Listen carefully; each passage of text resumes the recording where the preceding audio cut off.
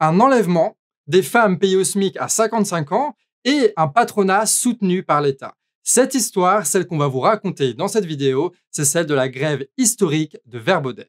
Vert Baudet, c'est une marque de prêt-à-porter pour enfants assez connue qui existe depuis 1963 et qui est basée à côté de Lille, à Marquez-les-Lilles. Le slogan de cette marque, c'est « Les enfants d'abord », sauf qu'on va voir que c'est pas tous les enfants.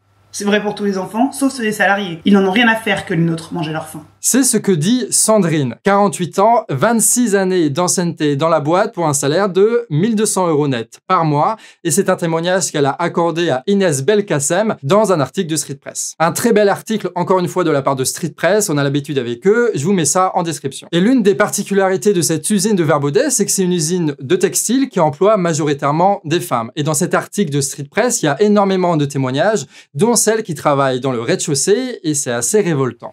On m'a mise à l'emballage des commandes maintenant. Mes coudes sont morts et donc je force sur mes épaules. C'est un métier épuisant. On tire, on soulève, on pousse des chariots très lourds. C'est un métier physique, comme beaucoup, qui broie le corps et c'est en grande partie des femmes de 50 ans qui, chaque jour, se lèvent pour faire ce travail. Et tout ça, ce serait à peu près viable s'il n'y avait pas dans l'équation les petits chefs. Et comme vous savez, les petits chefs, dès que tu leur donnes un petit peu de pouvoir, ils pètent un câble et ils font absolument n'importe quoi et ils rendent la vie impossible pour tous ceux à qui ils peuvent donner des ordres. On est surveillés. Les patrons passent pendant nos pauses déj pour vérifier qu'on dépasse pas le temps à la minute près. 10 minutes, c'est la règle. Pour manger, passer aux toilettes, prendre un café, sachant qu'il n'y a qu'une seule machine pour nous tous, utilisable qu'à la pause. Non mais tu te rends compte, limiter le temps de pause pour aller aux toilettes. Mais t'es mal à la taille du rat. Et quand on tire sur les coups comme ça, à un moment donné, ça se retrouve sur les payes. Et les femmes qui travaillent là-bas, qu'importe leur année d'ancienneté, elles touchent pas beaucoup plus que le SMIC. Et avec l'inflation actuelle, eh ben, ça donne des témoignages comme Caroline, qui compte toutes ses dépenses, qui va à Emmaüs pour acheter des meubles et qui achète des tartes. Alors je me suis dit, pourquoi est-ce qu'elle achète des tartes? En fait, c'est parce qu'elle peut diviser les tartes en plusieurs bouts pour en manger une par jour, tu vois. Comme ça, je prends que ce dont j'ai besoin et je reste dans mon budget au centime près. Voilà. La France. Comme au Canard d'ailleurs, on est tous payés au SMIC, sauf que nous, on vend pas de vêtements et toutes les vidéos qu'on fait, on est un peu con, on les offre gratuitement à tout le monde, ce qui fait que pour nous financer, on n'a pas le choix, on doit passer par vos dons. Et en ce moment, c'est justement le financement participatif annuel du Canard. Si ça t'intéresse, la cagnotte est en description. Donc ça, c'est le décor. Maintenant, on va passer aux actions. En 2023, il y a les élections syndicales qui ont lieu. Et FO et CFDT sont majoritaires dans la boîte. Mais ce qui va nous intéresser, c'est la CGT de Vert Baudet. Et nous, pour faire cette vidéo, on a interviewé Manon. Et Manon, c'est elle la fondatrice de la CGT de Vert Baudet, puisqu'elle trouvait que FO et la CFDT ne faisaient pas assez d'actions. Pour vous donner un petit chiffre, pour comprendre un petit peu la situation avec les syndicats qui sont là, en 60 ans, il n'y a jamais eu une seule grève dans l'usine. Et globalement, toutes les négociations qui se font, eh ben, ça se fait à l'avantage des patrons et les salariés, eux, ils ont le strict minimum. Manon, au début, elle est allée à Tourcoing pour prendre contact avec l'union locale CGT du coin, sauf qu'avec l'inflation, elle a bien senti qu'il y avait quelque chose qui était en train de se passer et donc elle a directement créé le syndicat de la CGT dans la boîte. Et tout de suite après, il y a les NAO, les négociations obligatoires qui permettent aux syndicats et aux patrons de se mettre d'accord pour une revalorisation des salaires. Sauf que la CGT de Vert Baudet venait d'être créée et que du coup, elle est très marginale et très minoritaire. C'est donc les représentants de Force ouvrière et de la CFDT qui mènent ces négociations-là. Et vous savez ce qu'ils ont obtenu? Aucune augmentation de salaire malgré l'inflation. Voilà. Ah si, pour les cadres, eux, ils ont eu 0,8% d'augmentation de salaire. Mais les ouvrières, rien du tout. Mais ils ont quand même réussi à négocier des primes. Et ça, c'est bien les primes quand même. Hein. C'est défiscalisé, ça compte pas pour la retraite, mais c'est bien les primes. Sauf qu'il y avait deux conditions. La première, c'est qu'il fallait être à temps plein, sauf que la grande partie des ouvrières sont à 28 heures semaine. Et il fallait pas avoir eu d'arrêt maladie. Voilà, donc si tu tombes malade, t'as pas de prime. Voilà, c'est la CFDT et FO à Vert Baudet, quoi. Surtout le problème dans cette situation, c'est que si tu te retrouves avec un salaire de 1 200 € à la retraite, et ben en fait ta retraite elle va être minuscule en fait. Donc même s'il y a des jeux de primes parfois qui peuvent aider dans certaines entreprises, si ton salaire il est minable, ta retraite elle va être minable. Et ça, évidemment, les ouvrières elles le savent. Surtout que petit à petit, il y a un petit débat qui est en train de monter dans la société parce qu'il y a un certain Emmanuel Macron qui voudrait faire passer une réforme pour la retraite. Et donc, notre Manon et toutes ses camarades saisissent l'occasion et la CGT de Vert Baudet s'investit pleinement dans ce mouvement. Il faut qu'elles agissent et elles vont le faire. Elles veulent parler, oui, de la retraite, mais aussi de leurs conditions de travail et de leur salaire. Le 20 mars 2023, c'est le début des actions, c'est le début de la grève et tu as l'union locale de Tourcoing de la CGT qui amène des camions pour bloquer l'usine pendant quelques heures et qui arrive en renfort, les Gilets jaunes de Lille. Pour la petite histoire, les Gilets jaunes de Lille ont cette particularité aussi d'être composés beaucoup de femmes et aussi d'ouvrières qui travaillent à Verbaudet. Et donc en fait, les contacts se font très facilement entre les syndiqués, les Gilets jaunes, les grévistes. Tout le monde est OK là-dessus. Les revendications, elles sont simples. Augmentation des salaires de 20%, ce qui correspond à 150 € par personne, et l'embauche des intérimaires, parce que dans cette usine, l'intérim représente parfois jusqu'à 50% des employés. C'est donc le début de la grève, c'est le début du piquet de grève où tout le monde va pour discuter, parler, échanger sur les conditions de travail, sur les salaires. La parole se libère, les actions se mettent en place, la lutte commence. Et face à ça, la direction décide de ne surtout pas négocier. Et pourtant, 150 €, c'est pas grand-chose. Et pire que ça, ils vont mettre en place une stratégie pour casser la grève. Leur première action, ce sera de mener la zizanie entre les salariés, entre ceux qui font grève et ceux qui ne font pas grève, en faisant en sorte que ceux qui ne font pas grève fassent une pétition pour dénoncer l'action de leurs collègues et tu en auras 150 qui la signeront. Nous, salariés non grévistes, ressentons un bien-être sur notre lieu de travail. Il y règne une bonne ambiance. Nous sommes solidaires de la direction. Nous avons certains avantages non négligeables. Cette situation génère une peur de la perte de notre emploi qui nous permet de faire vivre notre famille. Rien de mieux qu'un bon vieux chantage à l'emploi, ça fait des années et des années que ça marche, alors pourquoi est-ce que les patrons s'en priveraient? Le syndicat Force Ouvrière participe aussi aux actions et notamment ils vont au piquet de grève pour parler aux collègues, sauf qu'ils n'ont pas le droit de mettre les insignes parce qu'il faudra pas être trop contre la direction quand même. Hein. Et à l'intérieur de la boîte, on a même entendu des témoignages qui nous relevaient des remarques qui ont été faites, du genre, je vais vous les lire, hein, c'est entre guillemets, c'est incroyable, c'est de la poésie. Hein. Donc là, Wassim, je pense que tu peux mettre un peu de musique classique, un peu élégante, tu vois, c'est vraiment la touche poésie de la vidéo. Les salariés, c'est comme la sodomie, si tu mets pas de vaseline, ça coince. Ou alors, il n'y aura jamais eu autant de préservatifs par terre qu'en ce moment. Et enfin, potentiellement un titre de la vidéo, elles veulent une augmentation, qu'elles crèvent. Voilà. Belle ambiance, hein. Vraiment, ça donne envie d'y aller. Hein. Ces stratégies qui sont mises en place par la direction, elles fonctionnent, mais pas suffisamment pour rompre la solidarité entre les salariés, entre les grévistes. Donc, ils décident de passer à la vitesse supérieure en assignant en justice pour violence et dégradation les leaders de la grève. Histoire de dissuader à tout le monde de rejoindre le mouvement social, surtout que ça fait 3 mois que ça dure, 3 mois de grève, alors que tu as une inflation au niveau de l'alimentaire qui atteint les 15%.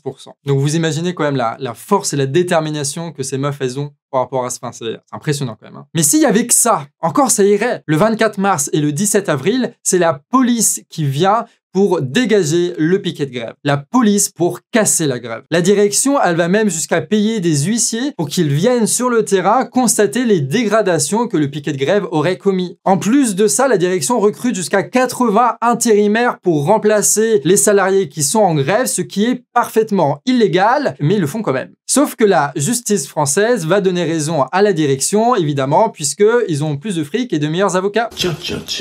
Que ce soit avec la police ou la justice, l'État est clairement responsable de cet enlisement et la CGT de Verbaudet a décidé de faire appel de cette décision de justice. Heureusement, dans cette lutte entre les salariés et les patrons, la direction, ce ne sont pas eux les plus combatifs. Moi, j'ai une petite de 22 mois. J'ai un mari qui me soutient depuis le début. Je passe moins de temps avec eux, mais c'est provisoire et c'est pour la bonne cause. C'est un combat qui est légitime. Mes collègues, c'est pareil. On s'arrange avec l'entourage et puis voilà. C'est possible, c'est moins simple, effectivement. Ce soutien, ça peut être soit un klaxon amical, ou alors même des dons d'argent ou de nourriture. Globalement, tu as la CGT, la France Insoumise et les Gilets jaunes qui viennent très régulièrement sur le piquet de grève pour soutenir les ouvrières, ce qui leur permet de tenir sur la longueur. Tu as même la nouvelle secrétaire générale de la CGT, Sophie Binet, qui est passée le 14 mai pour apporter là aussi son soutien et surtout faire un appel au boycott de la marque tant que les négociations n'ont pas été reprises par la direction. Quand on est une femme et quand on est féministe, c'est pas possible d'acheter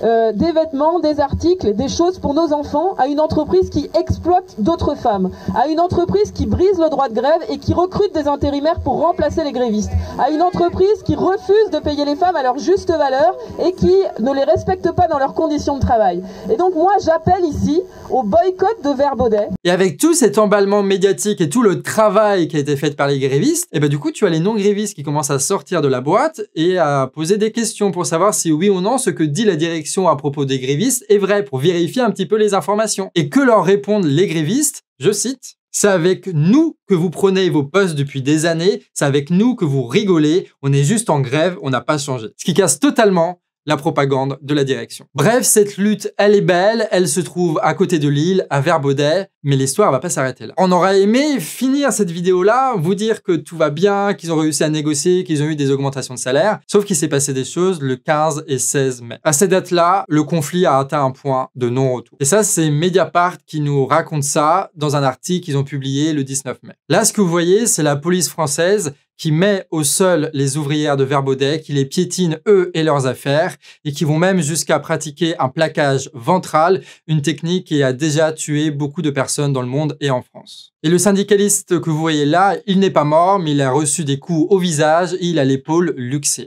Notre police agit de plus en plus comme une milice, comme une bande qui tabasse les personnes, même lorsqu'elles ne représentent aucun danger. C'est ça les violences d'ultra-gauche que le gouvernement dénonce. Des femmes qui se battent pour un meilleur salaire, pour pouvoir manger et offrir à leurs enfants des loisirs. Et Claudia, elle se fait étrangler pour ça. Mais attendez, c'est pas tout parce qu'on vous a gardé le plus glaçant pour la fin. Ça n'a pas été filmé, mais on nous l'a raconté. Le 16 mai, il y a des personnes qui frappent à la porte d'un délégué syndical de la CGT de Verbaudet. Et immédiatement, des gens qui se prétendent être des policiers le plaquent contre sa voiture, l'emmènent violemment dans un véhicule et partent. D'après les témoignages, l'homme a été relâché 10 km plus loin, tabassé, volé, avec seulement sa carte vitale avec lui.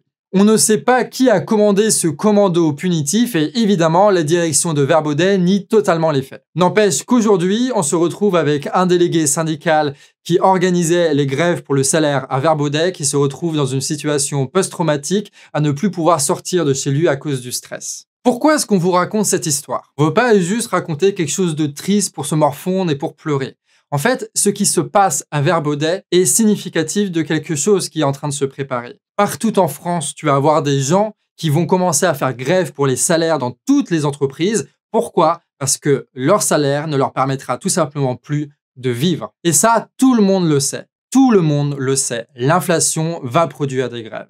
Et donc, le gouvernement a choisi son camp. S'il veut véritablement qu'il y ait des investissements étrangers qui viennent, avec des gens qui construisent des usines ou je ne sais quelle connerie, s'ils veulent avoir le soutien de tous les patrons, de tous les riches de ce pays, il faut qu'ils fassent en sorte que ces grèves-là soient réprimées au maximum pour que personne en France n'ait en tête l'idée de réclamer de la thune aux patrons, aux actionnaires, à tous ceux qui aujourd'hui se font des milliards sur notre dos. Je vous rappelle que si nos salaires n'augmentent pas, c'est parce que le CAC 40 s'est fait 150 milliards de bénéfices l'année dernière. 150 milliards. Tant que Macron arrivera à maintenir nos salaires bas, plus les patrons, les riches, les bourges de ce pays vont pouvoir se faire un maximum de profit.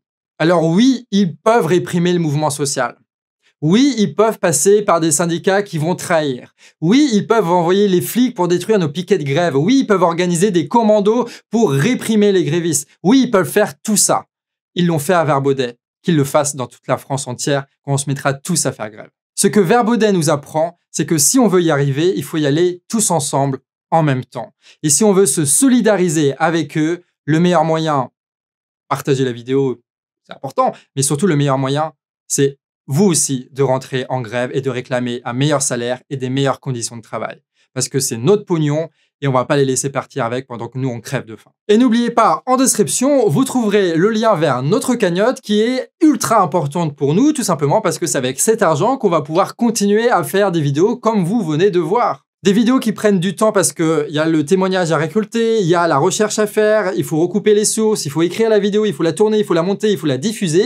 Et si on veut continuer à le faire pendant encore un an, vu qu'on ne passe pas par des subventions ni par des milliardaires, eh ben il faut que vous nous financiez. C'est le seul moyen de garantir notre travail et notre indépendance. Et surtout qu'avec l'inflation, c'est beaucoup plus compliqué que les années précédentes. Donc là, on a encore plus besoin de votre soutien financier, mais aussi votre soutien militant en partageant partout où c'est possible notre cagnotte, nos vidéos pour que nous soyons un maximum à pouvoir participer à ce financement. Donc merci à tous, à la prochaine, des bisous.